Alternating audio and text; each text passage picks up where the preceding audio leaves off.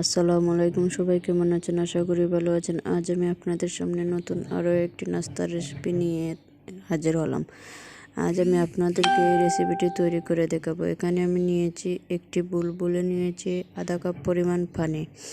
আপনারা যেভাবে তৈরি করবেন সেই পরিমাণে পানি দিয়ে দিবেন। এখানে আমি দিয়ে দিচ্ছি 1 চিমটি পরিমাণ লবণ, আধা চামচ পরিমাণ ইস্ট, এখানে দিয়ে দিচ্ছি 2 টেবিল চামচ পরিমাণ চিনি।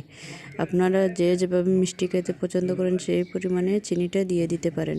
এখানে আমি সবগুলো একসাথে মিশ্রিত করে নিচ্ছি। আমার মিশ্রিত হয়ে গেছে। এখানে আমি দিয়ে দিচ্ছি ময়দা। আমি এখানে 2 কাপ পরিমাণ ময়দা দিয়ে দিলাম। আমি প্রথমে বলেছি আপনারা যেভাবে তৈরি করবেন সেই পরিমাণটা বাড়িয়েও দিতে পারবেন, আবার কমিয়েও দিতে পারবেন। এখানে আমি দিয়ে ময়দাটাকে ভালো করে হাত দিয়ে মাখিয়ে নিচ্ছি। আমার ময়দাটা মাখানো একটু নরম হয়ে গেছে, তাই আমি আরও অল্প ময়দা এতে দিয়ে দিলাম। এখানে দিয়ে আমি এটাকে আবার মাখিয়ে নিলাম। এখানে আমি 2 টেবিল চামচ সয়াবিন তেল দিয়ে দিচ্ছি। আপনারা চাইলে এখানে বাটারও ব্যবহার করতে পারেন। আমি এখানে রান্নার তেল 2 চামচ দিয়ে আবার হাত দিয়ে ভালো করে মাখিয়ে একটি ডো তৈরি করে নিলাম। এটাকে আমি আধা ঘন্টা বা 15 মিনিটের জন্য রেস্টে রেখে দেব। এটাকে আমি 15 মিনিটের জন্য রেস্টে রেখে দিয়েছিলাম। 15 মিনিট পর আমি এটাকে রেস্ট থেকে নিয়ে হাজির হলাম আবার আপনাদের সামনে।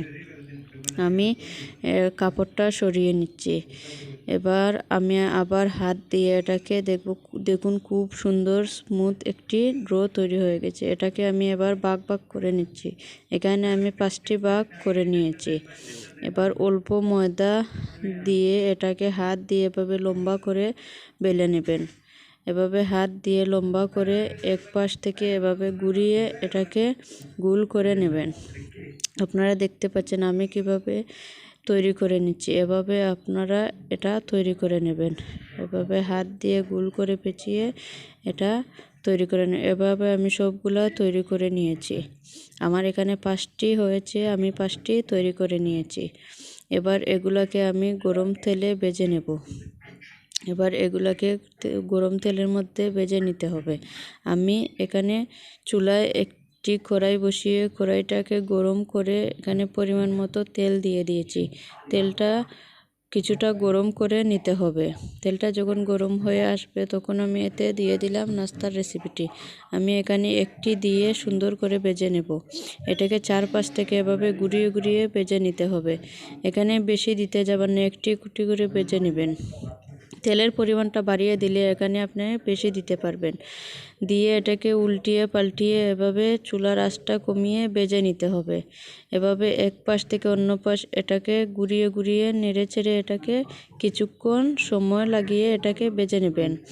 চুলার আঁচটা বাড়িয়ে দেবেন না, তাহলে পুড়ে যাবে। দেখুন এটা খুব সুন্দর ভাজা হয়েছে। আমি আপনাদেরকে আরও একটি ভেজে দেখাচ্ছি। আপনারা সকালের নাস্তা বা বিকালের নাস্তা হিসেবে এটা ভেজে খেতে পারবেন। এটা তৈরি করতে খুব সহজ এবং এটা খেতেও খুব মজাদার হয়। আপনারা বাচ্চাদেরকে এটা তৈরি করে দেবেন। এটা বাচ্চাদের টিফিনে নাস্তা হিসেবে আপনারা স্কুলে বা দিতে পারেন। এটা কিন্তু বাচ্চারা খুব পছন্দ করে খায়। এটা আপনারা বয়ামে ভরে এটা কিছুদিন সংরক্ষণও করতে পারবেন। বিকেলে চা বা সকালে চার সাথে এটা আপনারা পরিবেশন করতে পারেন।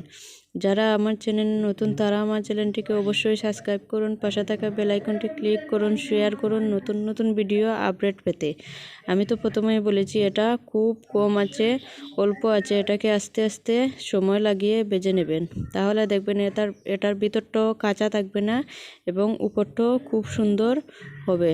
আপনারা দেখতে পাচ্ছেন এটা খুব সুন্দর কালার হয়েছে, এটা ভাজা হয়ে গেছে। আমি সবগুলা এভাবে ভেজে নিয়েছি। বাসায় মেহমান আসলে মেহমানদেরকে আপনারা এটা তৈরি করে দিতে পারেন। এটা খুব অল্প উপকরণ দিয়ে তৈরি করা যায় এবং খুব সহজে